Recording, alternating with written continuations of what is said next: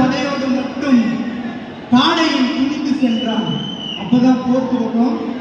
கரிகாலன் காலாட்படை பிணம் கண்ட காடையன் பிணம் கொண்டு தன் படை அணைத்து சுற்றி அரண் அமைத்தான்.